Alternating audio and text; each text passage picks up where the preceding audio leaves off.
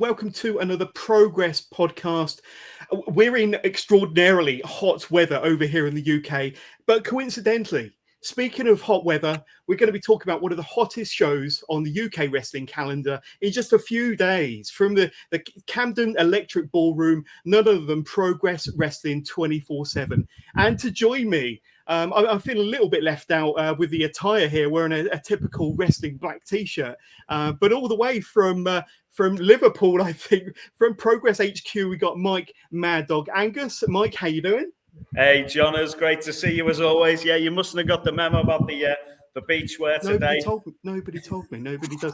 And of course, we got a very, very special guest all the way, gracing us from Tenerife, no less, by the swimming pool there, in probably better weather, believe it or not, than we've got over here in the UK. SoCal, Val. So thank you so much for joining us again. How are you doing? Thank you for having me under these tropical conditions. I mean, like you said, it's hot weather, but we have an even hotter show to discuss today.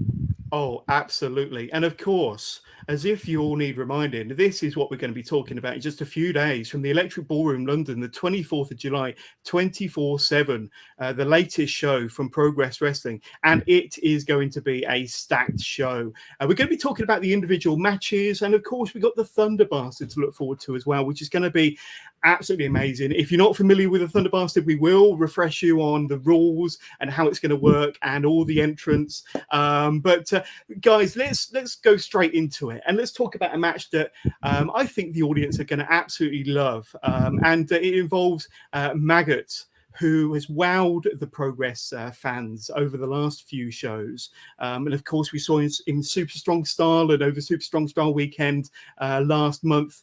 And of course, he had a little bit of an interesting encounter with a certain Mr. Charles Crowley. And, I think we'd seen it all when they had their little dance in the ring, which was one of the highlights for me at Super Strong Style. But I think this match here is going to be fascinating. You've got two of the biggest characters on the wrestling scene at the moment, two of the best entrants anywhere, regardless of whether it be UK, Europe, or worldwide. And these two can definitely deliver in the ring. Mike, if you don't mind, I'm going to hand over to you first. Maddog versus Charles Crowley.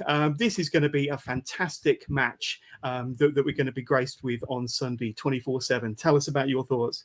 Oh, definitely, John. It's two of the most entertaining wrestlers that I've encountered in the last couple of years. Maddog, from WXW, from Frankfurt, he has put on some absolute shows in the ballroom, and what a character! The entrance, the strut, it's all well known. He's got himself into the hearts of the Progress faithful, and Charles Crowley as well. Obviously, what an entertainer, the greatest showman in British wrestling, and somebody I was lucky enough to see last year, John, is when I caught up with you at Wrestle Carnival. That was the first time I'd seen Crowley live, and I'd been told so much about him, but to see him and, what a performer he is.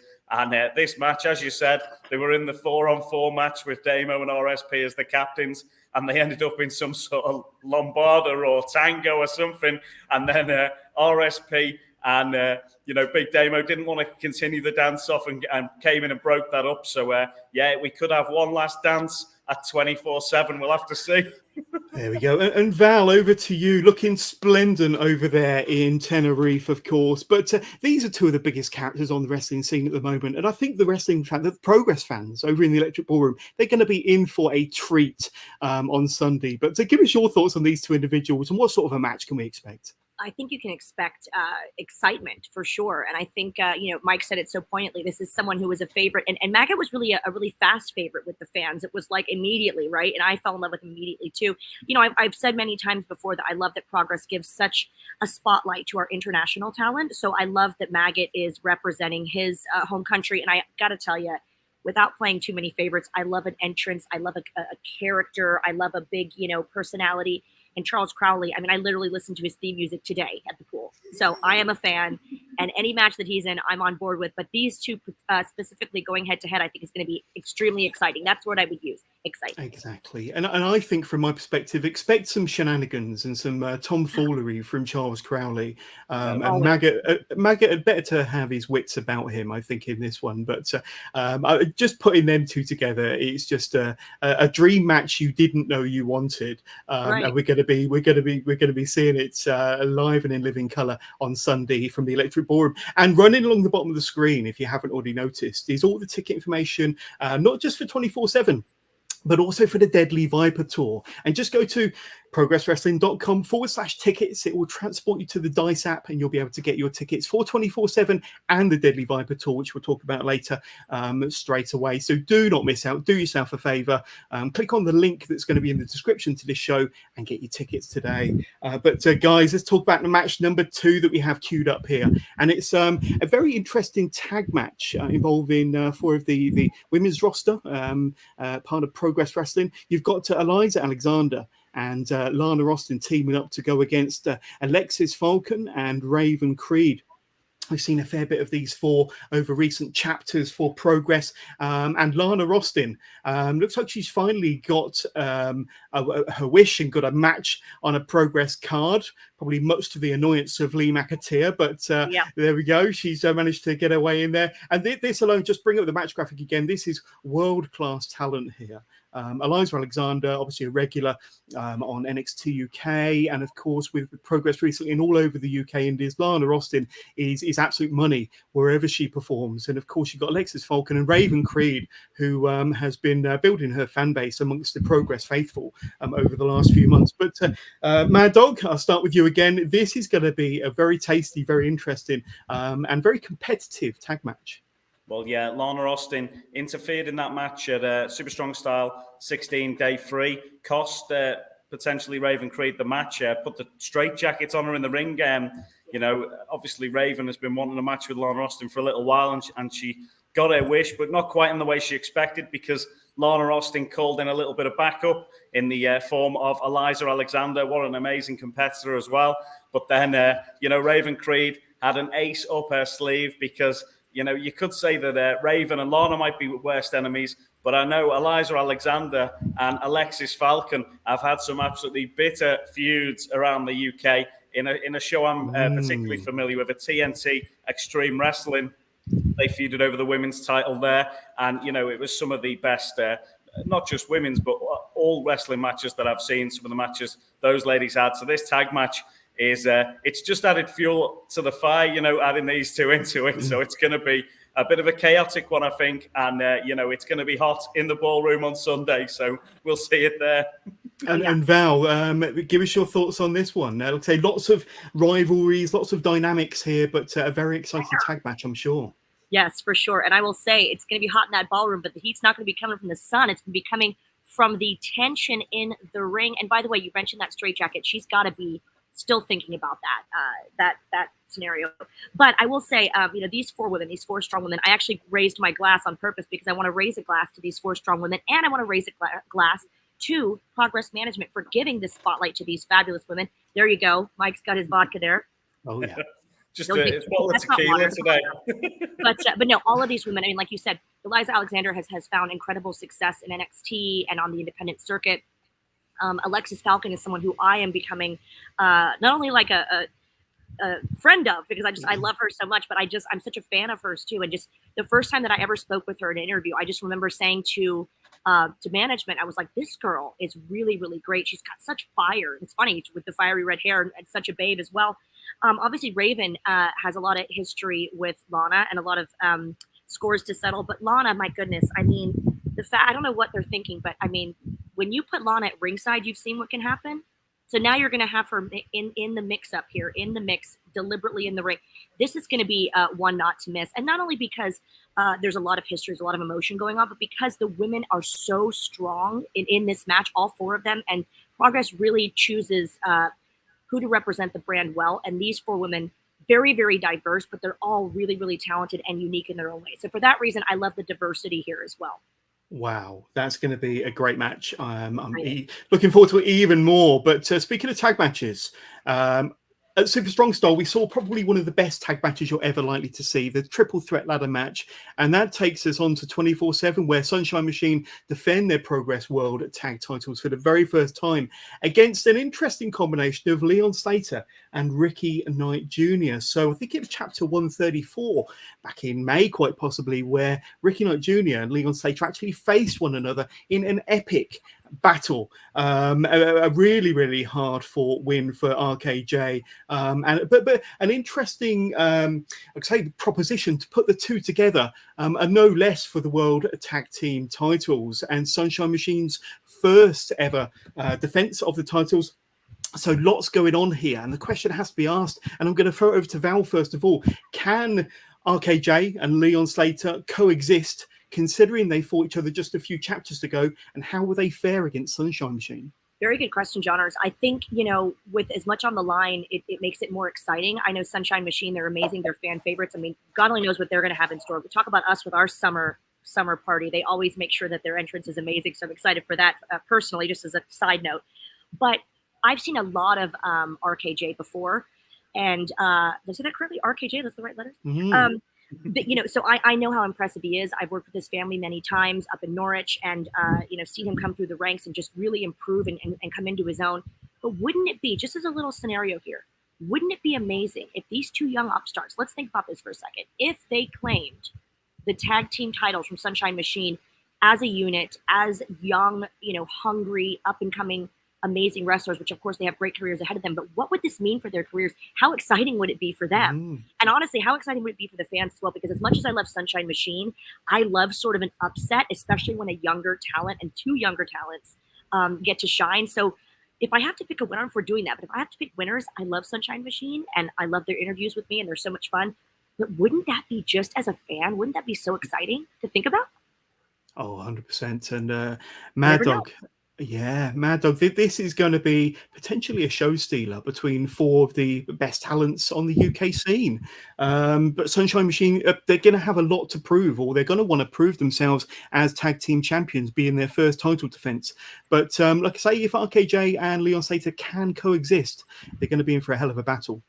That's it, Jonathan. Sunshine Machine are certainly not going to want to lose those titles after they've just worked so hard to gain them. And the interesting thing about, obviously Jody Fleisch was meant to be teaming with Leon Slater. We wish Jody all the best in his recovery from picking up a knock there. I hope he's back on the scene as soon as he can be. And, Leon, obviously RKJ has earned his respect in the match they had. There must be some sort of friendship there between the two of them after that matchup. Definitely respect earned in that one. It was a tough victory for RKJ, and I think from that respect there could be forged a partnership, and we'll have to see how they coexist together. As you said, Leon, one of the most exciting young talents in the country. I've been awestruck by some of the stuff that guy's what he can do. But RKJ, he is absolutely polished. Everything he does is done with impact, and what a wrestler, and also one of the toughest men coming through in the business. I saw him have a match just last week. I believe it was against David Francisco, and RKJ thoroughly dominated that one, and it was it was brutal, but it was executed to perfection. I would say that RKJ is the new excellence of execution, and at such a young age, that is, a big title to bestow on somebody. So I think I'm really looking forward to that one. And, the only problem they might have is if they can't coexist as a tag team. Sunshine Machine could pick them off one at a time there because their tag team is, absolutely dynamic and brilliant. So, we'll have to see. Very exciting times, though, for sure. Absolutely. And like I say, you're going to get a very, very hot tag match with the gold on the line, and lots of interesting dynamics to look out for there. But let's talk about this match here. It's going to be a very strange and interesting and bizarre match to talk about right now, and probably even more bizarre to watch. You've got the former Cara Noir, Tom Dawkins, in a match as Tom Dawkins, going up against LK Messinger, who we've seen in a Progress Ring before, back in the No Fans shows. But I don't quite know how to start this one, to be honest with you, because I'm so used to seeing Cara Noir with the amazing entrance and the very dynamic, exciting moveset. And of course, I think it was day 3 of Super Strong Style in June. Spike Gervais stripped him of pretty much his entire identity, name, look, moveset. So I don't know quite what we're going to get here from Tom Dawkins. We can't call him Cara Noir anymore. And LK Messinger is obviously going to have a lot to prove. But Val, I'm going to throw it over to you. This is going to be a very interesting match for all of us fans that loved Cara Noir so much, and what we might get from these two on Sunday. So sorry, guys. I had to move inside. I fell in the pool. The Cabana Boy's getting me another drink. Don't worry. It's all good. I actually lost my signal, but I am getting another drink from the Cabana Boy. Eduardo, uno más. Sorry. Anywho, yes. So Tom, I can't believe, and Mike's going to back me up here, I can't believe we have to call him Tom. I mean, thanks a lot, Spike Gervais. It just feels wrong, doesn't it? Yeah. It feels wrong. I'm actually really excited, and I'll keep it brief. I'm actually excited to see him versus LK because I'd like to see the other side of Cara Noir. I'd like to see Tom and how he's, I don't know, kind of navigating into this new forced upon him departure from Cara Noir. So, Mike, doesn't it feel strange to call him Tom? It is a strange situation, and I feel like it's been forced upon him by Spike. It was, when he said I quit, I was devastated. I couldn't believe it, and the fact that Cara Noir in Progress has gone, and it's Tom Dawkins now. I thought that'd be the end of Tom Dawkins completely, the whole entity. But the fact that he's sort of stripped this character away from him, and it's still the man there, Tom Dawkins. It'll be interesting to see how he gets on, because you see people put makeup on and get into sort of a psyche, and it'll be interesting to see if he's still got the heart that we've seen from Cara Noir. And obviously the athleticism is still going to be there. So this guy's going to be absolutely awesome. So I'm looking forward to seeing it. And just the way Spike has tried to take sort of, I don't know, his pride away from him, really, giving him the wrestling boots again when he's wrestled barefoot. I feel that's just disrespectful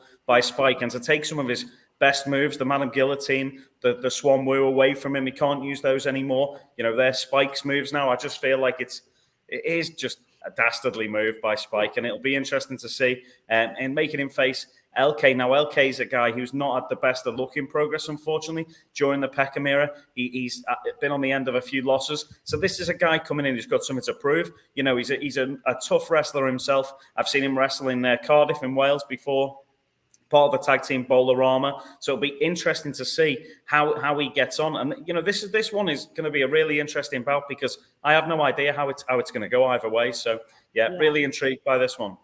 Yes.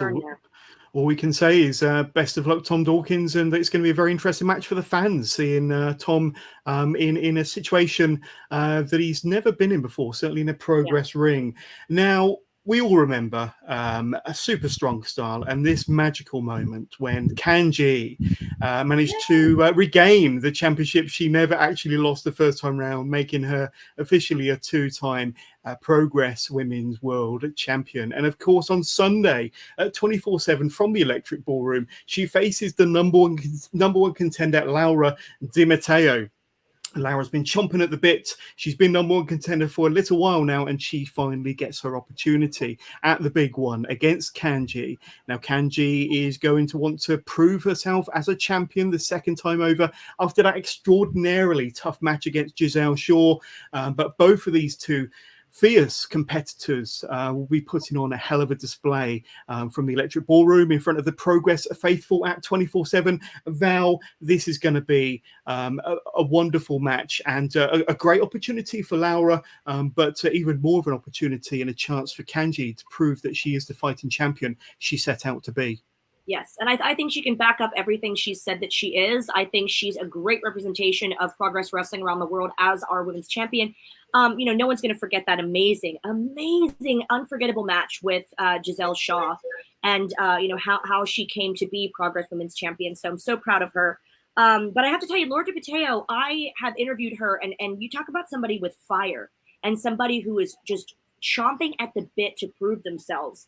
And she spoke to her opponent in Italian once, and I thought, I'm getting this girl mad. Like, she has a lot of fire and a lot of determination in her, which I love to see. So Kanji's an amazing champion, but I think you can't underestimate Laura Di Matteo, and I think she's going to have her hands full.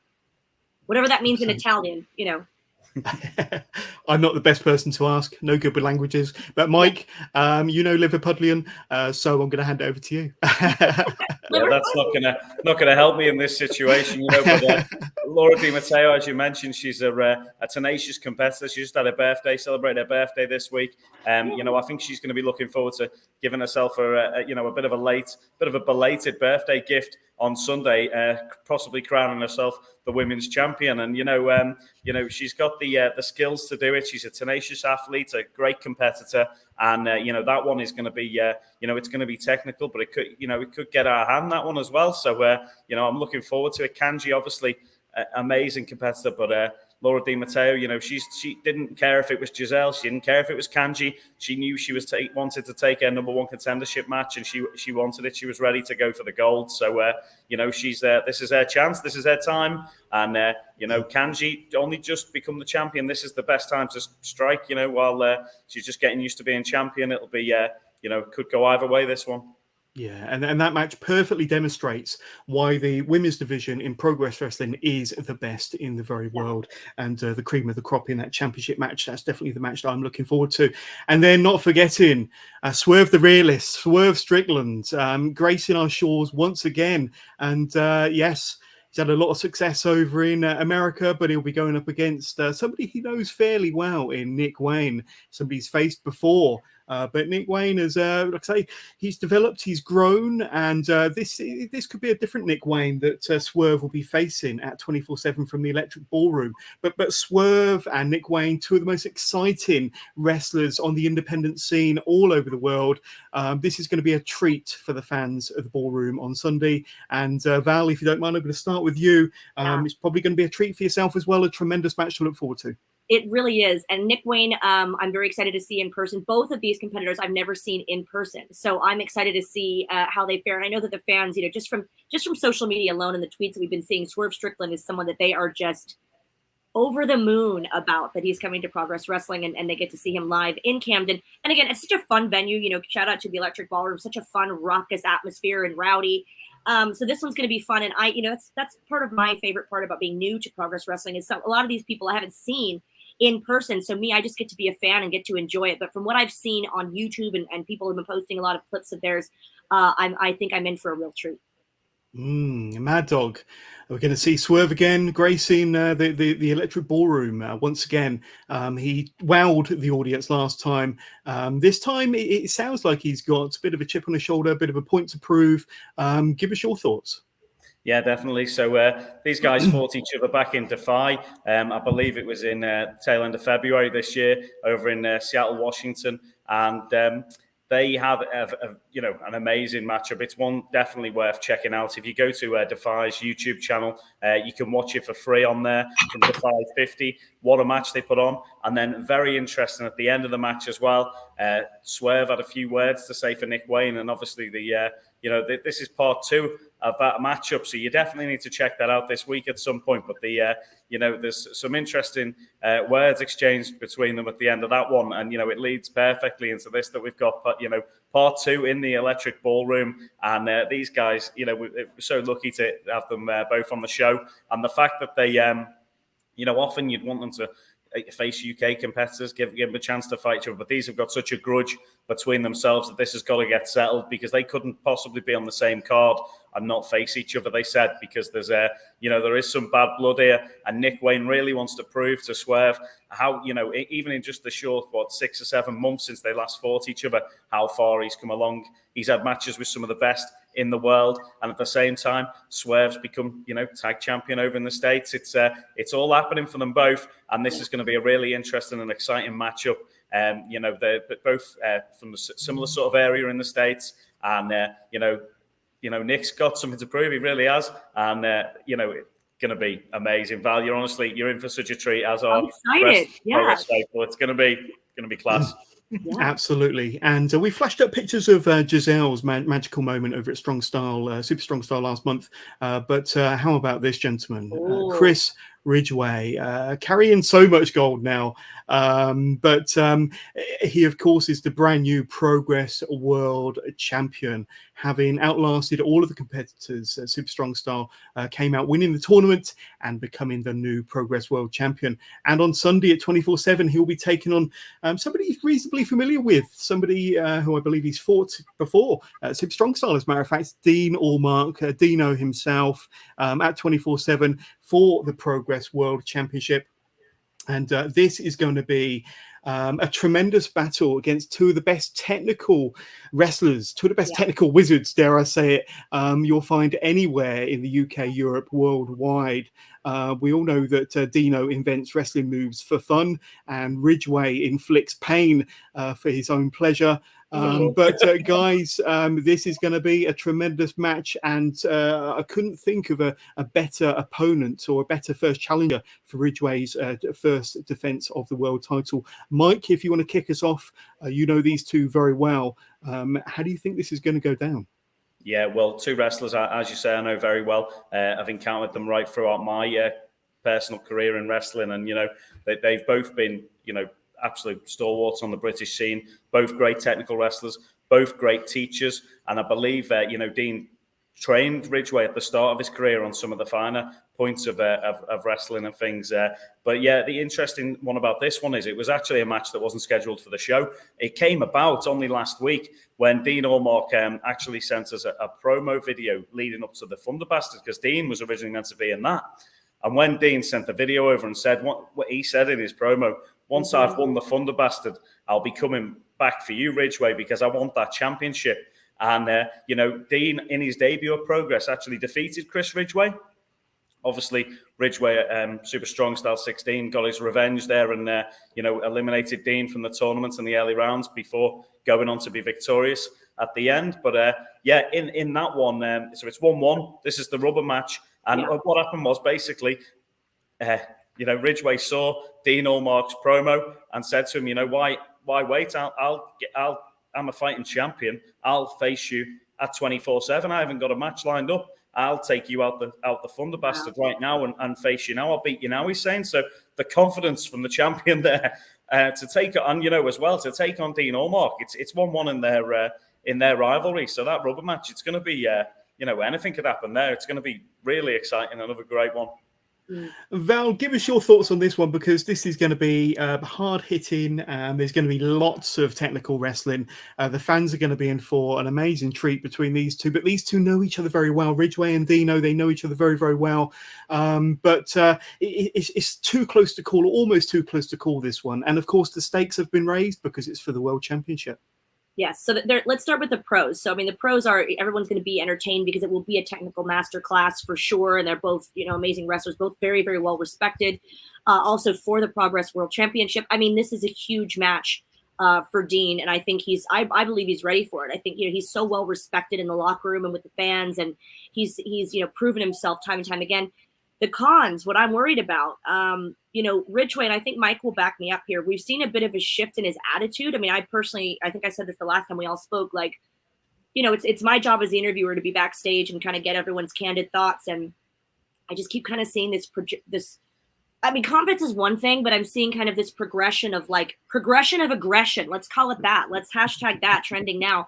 And I'm just worried that, there's a bit of a mean streak going on, and Dean is such a technical, respected wrestler that I just hope that it stays fair. I hope that Chris Ridgway is, remembering that to be a champion, you're still representing Progress Wrestling, and, he can be a bit of a hothead. So I just, I love wrestling. I don't love violence. So I just hope it stays in a very technical, you know what I'm saying, Mike? You've seen a little bit of aggression. I don't know. And confidence is one thing, but I feel like he's kind of, you don't want to see him get drunk with power having this championship at this point. That's what I worry about. Yeah, and you don't want to. Some of the brutality I saw from Chris Ridgway at Super Strong Style 16. It was a step up from what I've seen from him before. I've seen him, sort of angry. I've seen him, batter Ethan Allen before in Liverpool. But this was at sort of a different level. He was sort of like he was taking some pleasure in inflicting pain on people. Gene had battled so hard in that tournament, And then when he ran into Ridgeway, it was just, you know, it was brutal, you know, and Ridgeway, there was not a moment where he cared about his opponent whatsoever. And it was, and against Warren Banks as well in the final there, you know, he was violent and he inflicted a lot of pain on Warren. And, you know, obviously Warren has picked up an injury now and we wish him all the best as well. And, but as well, I know both those guys, Gene and Warren, will be, you know, hoping to get their revenge on Ridgeway at some point. And, you know, but Dino, I think this is a huge match for him. I've seen him in championship matches before, and he said it's his year, and it very well could be. So, and of course, we saw how dominant Ridgeway was during the tournament, and I'd say he's looking to be a dominant champion. But Val, did you want to close this out, or did you have a few words there? Like I said, I mean, Mike said it so well. I think it's going to be an amazing technical masterclass, but I also think that I'm interested to see the era of Chris Ridgeway that we're now in. I'm interested to see where it goes. And, you know, who knows, it could be the Allmark era after you know, after 24/7, but I'm interested to see the match no matter what, because even between the tension that the two guys are going to have, it's just going to be an amazing match for the fans. And that's who we are excited that are going to experience this live and in person at the Electric Ballroom in Camden. But as John, as you said earlier, you know, click that link below, because we will be having replays on demand as well if you can't make it here. We realize that a lot of our fans are global, that a lot of them are in the US, and we're just so grateful that they can now catch the replays. And this is going to be one of those matches you're going to want to watch over and over again, I'm sure. Absolutely, absolutely. So we spoke about the individual matches there, and lots of amazing matches and talent to look forward to. But how about this one to cap off our preview show, the 24/7 Thunder Bastard match? Yay! Now, Dad, if you're watching, I apologise for swearing, but it is the Thunder Bastard, and it's one of the favourite matches of the Progress faithful. There are a few matches, there's a few rules. Two competitors will start the match, and a fresh combatant will enter the ring every 3 minutes. Elimination will occur via pinfall, submission, or disqualification, and the winner will earn the right to a title match of their choosing, anytime, any place. How interesting. So this is kind of like a gauntlet style match, and let's run through some of the entries. Of course, we did have 8, we're down to 7, and I think we're back up to 8 again, aren't we, Mike? And we'll talk about that in a moment. But the 7 I have graphics for: Kid Lycos, and always shenanigans. There's always shenanigans when Kid Lycos is around. And Val, I know that you spoke to Lycos Jim not too long ago, and their intentions for the Thunder Bastard. So that'll be interesting to see how Kid Lycos fares. Of course, we've got Robbie X, who is determined to make 2022 his year. Had some outstanding matches during Super Strong Style weekend, including against Aramis. One member of the 0121, former tag team champion Man Like DeReese, will be in the Thunder Bastard and will be looking to make it his. And of course, good friend, 0121 stablemate and former tag team champion, alongside DeReese, you've got Dan Maloney. It's going to be interesting to see how those two coexist. We'll talk about that in a moment. We've got the Axeman, Axel Tischer, will be another big name as part of this year's Thunder Bastard. And of course, not forgetting the Progress's favourites, Dan Dirty Dog, Gene Money will be there once again to try to scratch, bite and claw his way to another championship opportunity. And of course, everybody boo. This bit, Spike Trivet, who, nobody really likes, but he has to be seen as a leading contender in this year's Thunder Bastard, and he made his intentions perfectly clear with his promo video that you can see on the YouTube channel. But guys, yeah, absolutely. And Val, I'm going to start with you. And there's one more, isn't there, Mike, which you can probably tell us about in a moment. He was announced yesterday. But Val, some big names there, all vying for the same goal, to win the Thunder Bastard and earn themselves a championship match. Yeah. Give us your thoughts on some of them individuals. I love the creative freedom, by the way, that, you know, any match, any title, that's very, very cool. Anytime. It's interesting to think about which competitor in Thunder Bastard would, excuse my language, would what they would do with that opportunity. And that's interesting to think about, because Gene Money, obviously, you know, I think we know what he would do. He's one of my personal favorites, as you said, a Progress Wrestling fan favorite. But you touched on it a little bit, Johners, like DeReese and Dan, like, you know, they're all listen, you're a tag team until you're not, until you're against each other, all vying for the same thing. This could be a huge. This is how boy bands break up. This is how boy bands break up. This is what happens because one of you gets a big opportunity, then the other one's jealous. Like, it could be a lot of like tension between 0121. It could be, oh no, 121. And I'm excited to see how they fare against each other. I don't know if they'll help each other, and I don't know. We'll see. Because it is every man for himself in this. I love Robbie X. I have a huge, fangirl moment over Robbie X because I saw so much of him in WOS, and I just thought the world of him. And I just love seeing him, his progression and his evolution. And it is his year. 2022 is the year of Robbie X. So excited for him. I can't really pick a favorite. I'm just glad that we have such a diverse roster and that we're going to see so many different styles inside the ring as well. Indeed. And Mike, I'd say some interesting dynamics, some big names, some of the biggest names in Progress Wrestling there. Give us your thoughts on the 7 that we announced. And I think you've got a little bit of a name to drop for us as well. Ooh.